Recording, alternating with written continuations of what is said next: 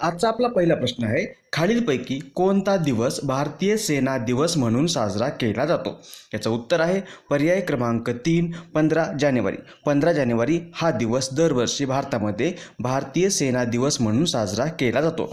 हा दिवस म्हणजे 15 जानेवारी हा दिवस भारतीय सेना दिवस म्हणून साजरा केला जातो, कारण स्वतंत्र भारताचे पहिले सेनाध्यक्ष KM करियप्पा यांनी याच दिवशी त्यांच्या पदाचा स्वीकार केला होता किंवा पदाचा पदभार स्वीकारला होता.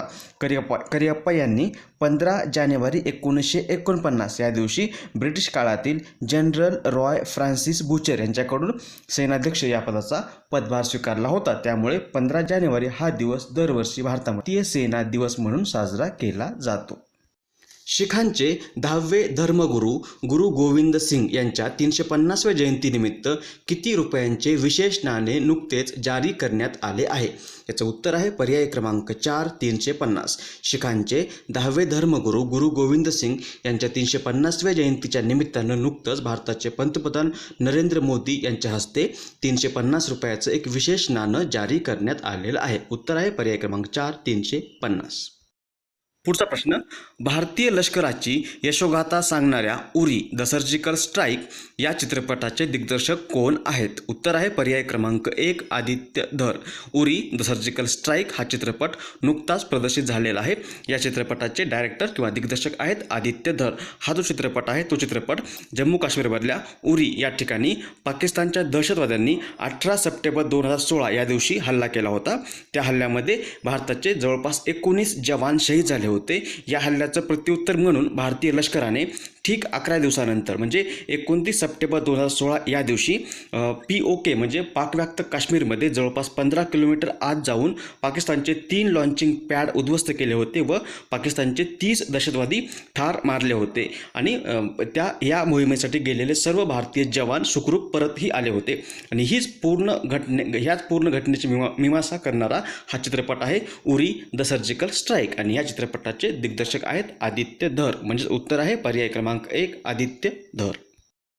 पुढचा प्रश्न, खालील विधानांचा अभ्यास करून योग्य पर्याय निवडा. पहिलं विधान आहे, लोकसभा व राज्यसभेत मंजूर झालेल्या आर्थिक मागासवर्गीयांच्या आरक्षण विधेयकाला नुकतीच राष्ट्रपतींची मंजुरी मिळाली आहे. दुसरं विधान, यामुळे आरक्षणाचा कोटा 10% वाढून 59% होणार आहे. तिसरं विधान आहे, या आरक्षणासाठी राज्यघटनेत 124वी घटनादुरुस्ती केली जाणार आहे. चौथं विधान, 8 लाखापेक्षा कमी वार्षिक उत्पन्न व 5 एकरपेक्षा कमी जमीन असलेल्या कुटुंबियांना या आरक्षणाचा लाभ मिळणार आहे. याचं बरोबर उत्तर आहे पर्याय क्रमांक ड, वरील सर्व बरोबर. म्हणजे वर दिलेले 4ही विधान बरोबर आहेत. लोकसभेमध्ये व राज्यसभेमध्ये नुकतंच आर्थिक मागासवर्गीयांच्या आरक्षणासाठी किंवा आर्थिक मागासवर्गीयांना 10% आरक्षण देण्याचं विधेयक मंजूर झालं होतं आणि त्यानंतर या विधेयकाला राष्ट्रपतींचीही मंजुरी मिळाली आहे. दुसरं विधान आहे, या आरक्षणाचा कोटा 10% वाढून 59% होणार आहे. बरोबर आहे.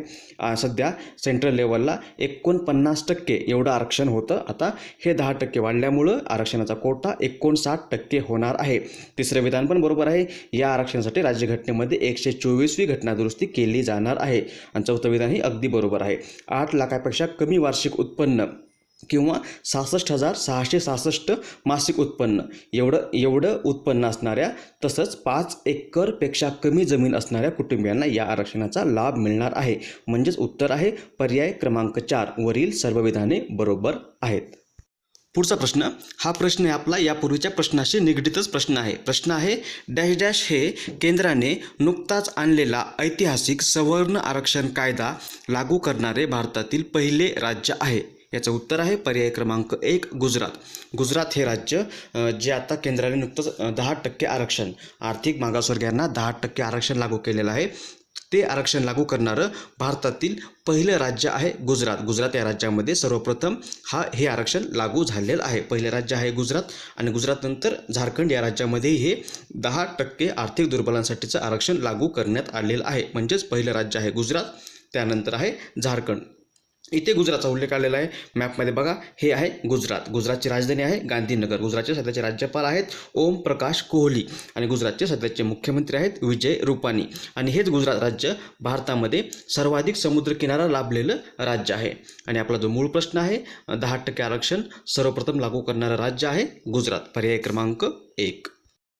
नेक्स्ट, समाजात बदल घडवून आणण्यासाठी सोशल मीडियाचा चांगला वापर करत असलेल्या भारतीय महिलांना सन्मानित व प्रोत्साहित करण्याच्या उद्देशाने वेब वंडर विमेन नावाची मोहीम खालीलपैकी कोणी सुरू केली आहे? उत्तर आहे पर्याय क्रमांक 2, केंद्रीय महिला व बाल विकास मंत्रालय. केंद्रीय महिला व बाल विकास मंत्रालयाने नुकतीच वेब वंडर विमेन ही एक मोहीम सुरू केली आहे आणि या मोहिमेअंतर्गत समाजामध्ये बदल घडवून आणण्यासाठी सोशल मीडियाचा चांगल्या पद्धतीने वापर करणाऱ्या भारतीय महिलांना या मोहिमेच्या माध्यमातून सन्मानित व प्रोत्साहित केलं जाणार आहे. उत्तर आहे पर्याय क्रमांक 2, केंद्रीय महिला व बाल विकास मंत्रालयाने ही वेब वंडर विमेन नावाची मोहीम सुरू केलेली आहे. पुढचा प्रश्न, खालीलपैकी कोणता दिवस राष्ट्रीय युवा दिन म्हणून साजरा केला जातो?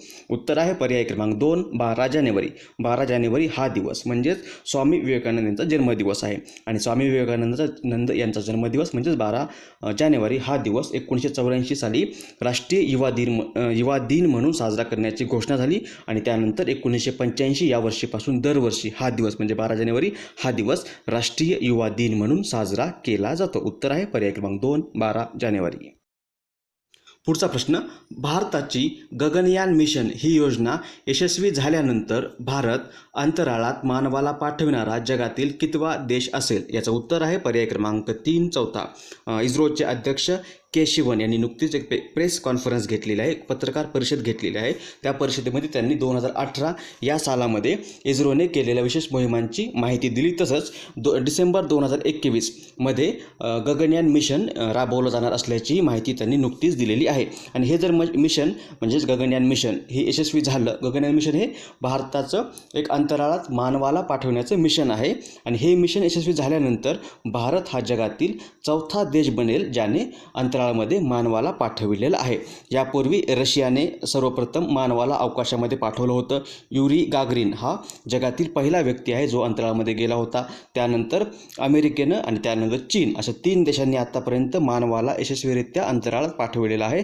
आणि जर भारताचं हे गगनयान मिशन यशस्वी झालं तर भारत हा मानवाला अंतराळात पाठवणारा जगातील चौथा देश असेल. उत्तर आहे पर्याय क्रमांक 3, चौथा.